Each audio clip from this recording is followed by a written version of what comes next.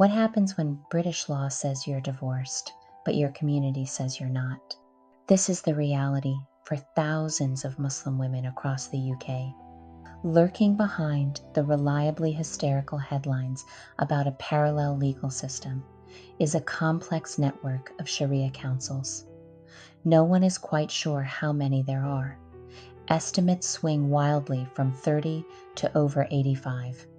They've been called everything from a vital community service to a threat to king and country. So, what's the truth? And what actually goes on behind closed doors?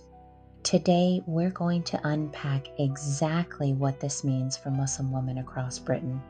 Right, let's get one thing straight. A Sharia council is not a court of law. Legally, their rulings are about as binding as a New Year's resolution. Think of them less as a courtroom and more as a voluntary mediation service, a bit like the Jewish Beth Din. Now, this is where it gets a bit murky. A few of these bodies, like the Muslim Arbitration Tribunal, can operate under the Arbitration Act of 1996. If both people agree, their decision on a civil dispute can be enforced by UK courts. But, and this is a big but, the vast majority of Sharia councils are just advisory bodies. Their power comes entirely from consent. If you don't agree to their involvement, their decisions carry no more legal weight than your local book club's opinion on your life choices. And let's be absolutely clear, proper wig and gown UK law is always the final boss. Any council ruling that oversteps the mark can be and has been slapped down by a British court. So if most of them have all the legal authority of a parish council bake sale, why does anyone listen to them? Well, the first one, the Islamic Sharia Council, was set up back in 1982, mainly to help women get a religious divorce. And that's still their bread and butter. The heart of the matter is marriage itself. It's estimated that a huge number of Islamic marriages in Britain, or nikahs, aren't civilly registered, which means that while the ceremony is deeply meaningful, in the cold, hard eyes of UK law, the couple are just housemates. So, if things go pear-shaped, you can't get a civil divorce, because legally, you were never married in the first place. For a man, ending the religious union can be as simple as declaring talaq, which means divorce. But for a woman, it's not so easy. She often needs her husband's consent or a scholar's approval to be considered divorced within her community.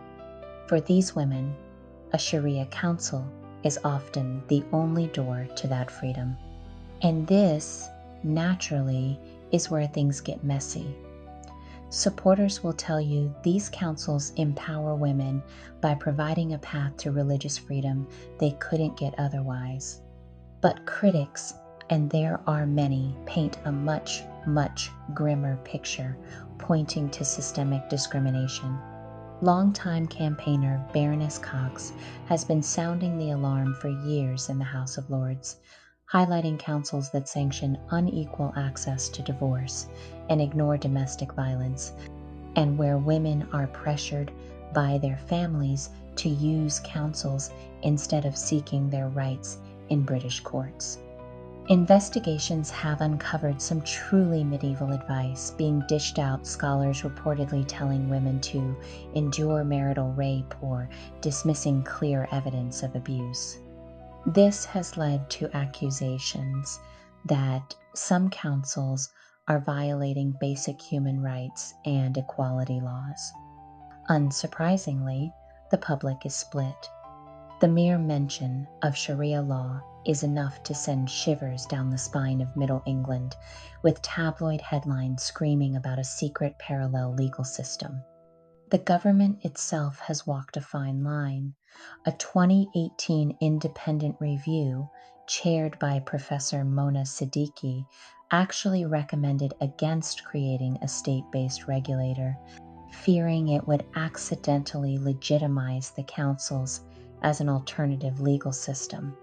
And yet, the demand persists. The councils exist because, for better or worse, they are filling a gap. Without them, thousands of women could find themselves in marital captivity, trapped in a religious marriage with no way out. Which leaves us with the million-dollar question. Do we try and regulate them to ensure fairness, or do we just ban them outright? It's a debate that gets to the very heart of how a modern, secular society balances religious freedom with the promise of equal rights for all its citizens. So, what's the solution? Should Sharia councils be regulated, or should they be banned? Let me know your thoughts in the comments below, and don't forget to subscribe for more deep dives into the issues shaping our world. The secretive world of Britain's Sharia councils isn't really about secret courts enforcing foreign law. It's a world of voluntary agreements, community pressure, and desperate pleas for religious freedom. They are a source of essential support for some and a painful instrument of injustice for others. The real question for Britain isn't just about what to do with these councils. It's about how to make sure every single citizen is protected equally, no matter what kind of marriage ceremony they had. If you made it all the way to the end, you're either very curious or slightly unwell. Either way, you belong here. Tap like, hit subscribe, and leave a comment. I do read them, even the weird ones, especially the weird ones. This is Back Chat. I'm the Queen Bee, and if you're into smart takes with a raised eyebrow, stick around. I've got plenty more where that came from.